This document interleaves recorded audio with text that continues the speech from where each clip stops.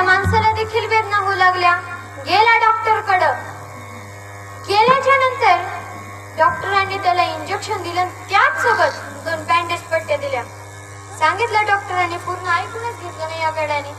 Doctor म्हणले की ज्या ठिकाणी तुला विंचू चावलाय त्या ठिकाणी हे बँडेज पट्ट्या लाव. पुढचा ना ऐकताच हा शहाण्या घरी आला. त्याची बायको पण हुशार होती. त्याने बायकोला आवाज दिला, गंगे अगं ए गंगे, मला विंचू कुठं चावला ग? ते म्हणते, अहो एवढं ध्यानात राहत नाही, डाव्या साईडला आतल्या भिंतीत चावलाय तुम्हाला विंचू. हुशार ती गंगी, त्याच्या दुप्पट. हा शहाणा गेला आणि त्या ठिकाणी त्या दोन्ही बँडेज पट्टी चिटवीत बसला. आता हुशारच तेवढा होता, काय करणार. म्हणजे आज आपण शब्दशः अर्थ काय त्या पुढच्या माणसाला सांगायचं तरी काय हे जाणून घेतो का? तर नाही. विठ्ठल विठ्ठल विठ्ठल. आणि आजकालची माणसं काय व्यसन करतात हो? वाईट मार्गाला जातात. काय भेटतं व्यसन करून तुम्हाला? आपलं शरीर किडकं होतं, पैसे जातात, तरी काही माणसं दारू पितात. इकडचं नाही बर का, आमच्या तिकडचं सांगते बर का. आपल्याला वादाची पाळी नको, तिकडचं सांगते आमच्या तिकडचं. शांत बस, प्रश्न विचारणारे. तर असंच एक होता, चपटी हाणून घरी आला. पावसाळ्याचे दिवस आताच्या सारखे आला. भिजला होता, कपडे बदलले. बायको पुढे येऊन दिसला. बिचारी आपली असं संध्याकाळचा वेळ भाकऱ्या थापीत होती, भाकऱ्या करीत होती. जशी जशी याची चढायला लागली तशी तशी त्याची बडबड देखील वाढायला लागली. सुरू केलं ह्या गड्याने, गावातले माणसं लय येडी आहेत, गावातली माणसं लय येडी आहेत. त्याला पुढचं सुचानाच. ही म्हणती, अहो झालं तरी काय? पुढे ह्याची गाडी ढकलली. सुरू केलं, गावातली माणसं खरंच लय येडी, गाडीची अक्कल नाही बघ त्यांना. अगं त्यांनी मला सरपंचच केलं नाही. जर त्यांनी मला सरपंच केलं असतं ना, अख्खं गाव बदललं असतं. गाव ए सरपंच गाव नको घेऊन बसू तू. सरपंच ते गाव जर मला आमदार केलं असतं ना, तालुका बदलेला असता. तालुका तालुका नाही बरं का आपल्यासारख्या गड्याला सोबत. आपल्याला जर खरंच खासदार केलं असतं ना, जिल्हा बदलेला असतं. म्हणजे जिल्हा काय घेऊन बसली तू? जर मला मुख्यमंत्री केलं असतं ना, राज्य बदलेलं असतं. म्हणजे राज्य. तुझा नवरा आहे मी, मला खरंच पंतप्रधान केलं असतं ना, देश बदलला असता. देश. हिने हातामध्ये फुकारी घेतली, थोडी माग सरकली. तो मात्र डचकला.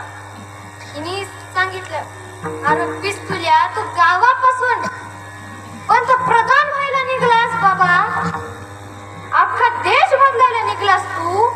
अरे तू धोतर म्हणून परकर घातलाय महादेव पहिल्यांदा बदल.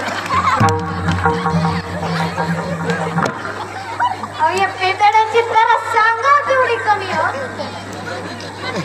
परकर घातला शहाण्याने, निघला देश बदलायला. विठाला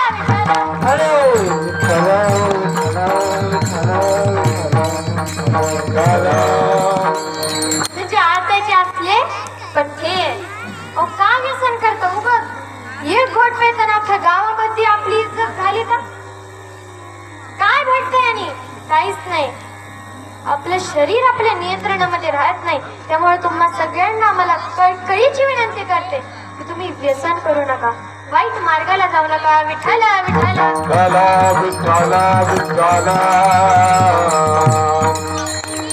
अहो, मनामध्ये चांगले विचार ठेवा, शांतता ठेवा. पण आपल्यासारखेच कधी नारायण व्हायचा? आपल्या मनामध्ये राग, द्वेष, लोभ, क्रोध एवढंच सामावलेलं बाकी काही नाही. परंतु काय संतांच्या ठिकाणी नारायण, काय शांतता, काय आपुलकी, प्रेम, जिव्हाळा हो.